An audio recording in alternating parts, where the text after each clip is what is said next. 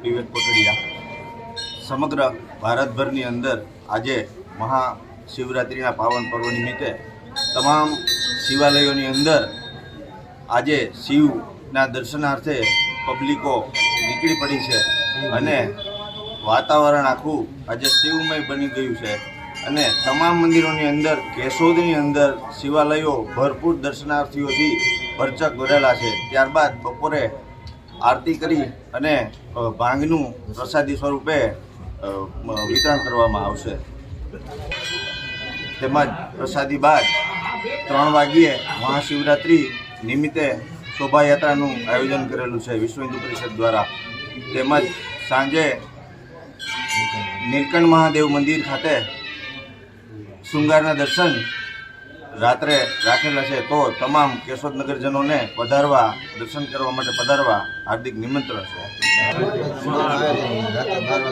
આજ રાત્રે આરતી પહેલાં આરતી કર્યા બાદ સંધ્યા કાળે